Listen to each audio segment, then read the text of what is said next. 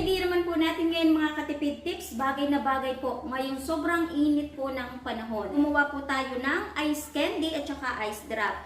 At hindi po tayo dito gumamit ng condense, hindi tayo gumamit ng evap. So ito yung sinaunang lasa. Kung dati, nung bata kayo, meron kayong natatandaan na masarap na ice candy. So baka ito na po yon. Kasi dito, gata po yung ginamit po natin. Ayun po yung ginawa po nating pang-pamilky. Kaya panoorin nyo lamang po hanggang dulo. At kung pang-negosyo, hindi po mawawala yung costing po natin. So kung paano po ito gagawin, tara, umpisahan na po natin. So, ang una po muna natin gagawin ay magpakulo po muna tayo ng 2 litro ng tubig. At isasabay na din po natin dito ang white sugar at hahaluin na din po natin ito para matunaw-tunaw na siya at bubuhayin na din po natin dito ang apoy. So, kapag nahalo-halo na natin yan, takpan lamang po natin at balikan po natin kapag kumukulo na.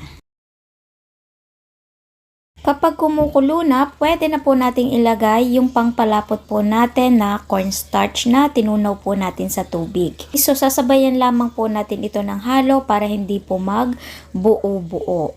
At isunod na din po natin dito ang 1 kilo ng gata at kung meron po tayong mahihingi na pangalawang gata, so pwede rin naman po yon para mas malasa. At ipapalit na lamang po natin yun sa tubig. So, sasabayan din po natin ito ng halo. Ngayon, kung napapansin nyo, lumamig po itong ating pinakang mixture kasi pinatay ko po muna yung apoy kasi nagkasabay-sabay po yung paluto po sa amin. So, ayun. Kaya ganyan po yung pinakang consistency. So, hahaluin ko lamang po ito ng mabuti hanggang sa mag-mix yung atin pong gata at yung mixture po natin kanina. At pwede na rin po nating isunod yung makapuno na gagamitin po natin. So, ako, niluto ko po itong makapunuha. Meron na po tayong video dyan. So, kung gusto nyo panoodin, ilalagay ko po yung link sa description. Ngayon, halimbawa, kung medyo busy tayo, hindi tayo makakaluto ng makapuno. So, meron naman pong nabibili na nakalagay po sa jar. Okay? So, medyo pricing nga lamang po yun kumpara po kapag tayo na po yung nagluto. Kapag nailagay na po natin yung atin pong pangpalapot, so kailangan makuluan po yun para hindi maging hilaw yung cornstarch po natin. So, estimate nasa 15 to 20 minutes. Depende po yun sa lakas po nung apoy po natin. So, bago po natin yung patayin yung ating apoy, so tikman lamang po natin. Kapag lasang cornstarch pa, so continue pa rin po tayo sa halo. At ganito naman po yung consistency ng pinakang mixture nung atin pong ice candy. Okay, so hindi siya malabnaw at hindi rin naman po siya ganong kalapot. Pero mas lamang po ang lapot nito kumpara po sa labnaw. So kapag okay na, iset aside lamang po natin at lutuin lamang po natin saglit yung atin pong red munggo. Ito po, binili na po natin ng luto na para hindi na po tayo magpalambot kasi medyo matagal-tagal din po yon. And then hinugasan po muna natin bago po natin niluto. So lalagyan lamang po natin yan ng kaunting tubig at ng asukal. Kumbaga, ika-caramelize lamang po natin dito. Kumbaga, paiigahin lamang po natin sa asukal. Okay, so medyo hahalu-haluin lamang po natin yan. So, ganun lang siyang kabilis kapag malambot na yung atin pong red munggo. So, ngayon, kapag malamig na, pwede na po natin gawain yung atin pong ice candy. Ang size po ng plastic ng ice candy ay 1.5 by 10 at maglalagay po tayo ng 1 teaspoon ng red munggo. Yung sukat ng mixture ng ice candy po natin ay 1/4 cup. At ibubuhol po natin ito ng mabuti, kailangan hindi luag para maganda po ang kalabasan ng atin pong ice candy. At yung dulo po nito, gugupitin lamang po natin yung labis na plastic para malinis pong tingnan. Ngayon, dahil kulang po yung plastic ko na naandito, maglalagay po ako sa cup. Na sukat po ay 3 ounce. Yung pinakang sukat po natin, ganun din po.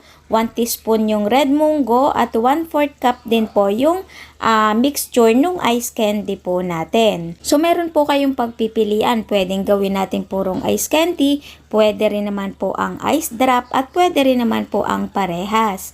So, dito sa ice drop natin, gagamit tayo dito ng foil.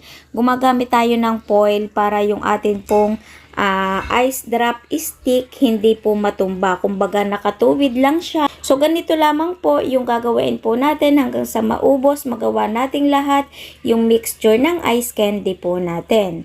Okay, so after po nito, ilalagay ko na po ito sa freezer at babalikan po natin kapag tumigas na. So kinabukasan na po yung balik po natin dito. So okay na po yung ating ice candy kasi kinaumagahan lang ngayong umaga is matigas na po kaagad ito. Ganun kabilis. Yung tikman na po natin ito ng mabilisan at baka naman po matunaw. So maya maya ibabalik ko natin po ito sa freezer. Parang ngayon lang ulit ang makakain ng ice candy. Eh, ito na yung sinasabi kong lasa. Parang childhood memory. Ito yung favorite kong ice candy dati. Yung lagi ko nabibili sa labas ng school. So, malalaman yung malambot talaga yung ice candy natin. Napipisa po natin na tulad po nito. Oh. Nagiging flat. Kasi ang lambot po ng pinakang texture ng ating pong ice candy. Yung pinakang tamis, saktong-sakto lamang para po sa akin. Kasi kapag tumigas na po ito, nababawasan po yung tamis ng ating pong ice candy.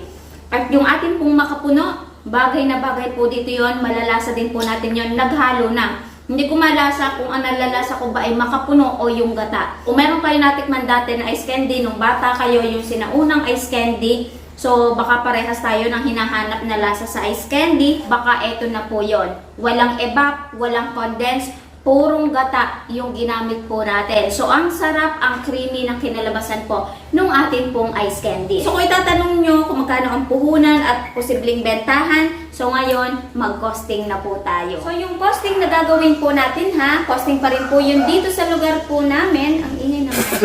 Costing pa rin po yun dito sa lugar po namin at base po yun sa pagkakabili ko. So, idea po ito kung paano po natin costing yung gagawin po nating ice candy. Okay, so medyo maingay lang ang aso. Tahol lang, tahol.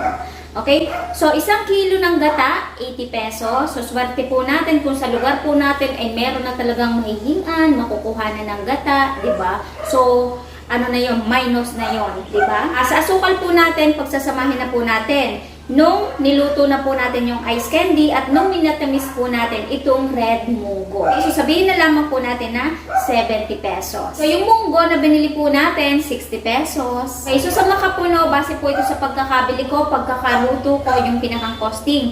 Yung 1/4 kilo na inilagay po natin, nagkakahalaga lamang po yun ng 25 pesos.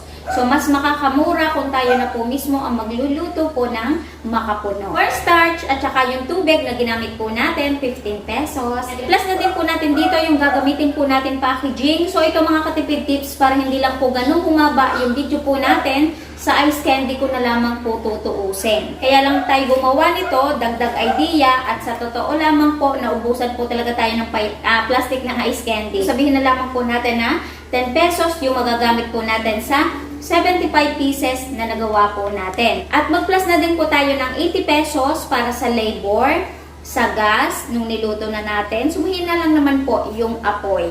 And then, kapag in-stock na po natin sa ating pong freezer. So, base lamang po dito sa 3 litrong ice candy na ginawa po natin. Kaya, ang total po lahat ng ingredients ay 340 pesos. At tayo po ay naka 75 pieces. 40 pieces po nagawa natin dito at dito naman po ay 35 pieces. So, same lamang po ang sukat po nito. At kapag i-divide po natin sa pinakang puhunan, so kada isang ice candy may puhunan po tayo na 4.53. So, ito pwede nating ibenta ng 8 to 10 pesos pero depende pa rin po yun sa lugar po natin.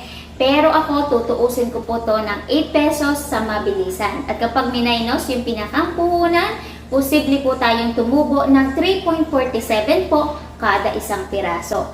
At kapag itinimes po natin yon sa 75 pieces na nagawa po natin, so posible po tayong tumubo ng 260 pesos po dito sa 3 litro na ginawa po natin. So, sasamahan lamang po natin ng sipag at tiyaga. So, hindi po imposible na kumita po tayo sa ice candy. So, sana bago po ulit nagtapos yung video po natin, meron po ulit akong naibigay na magandang negosyo idea po sa inyo kahit tayo po ay nasa bahay po lamang. So, kita-kits na lamang po ulit sa ating mga next video. Bye-bye!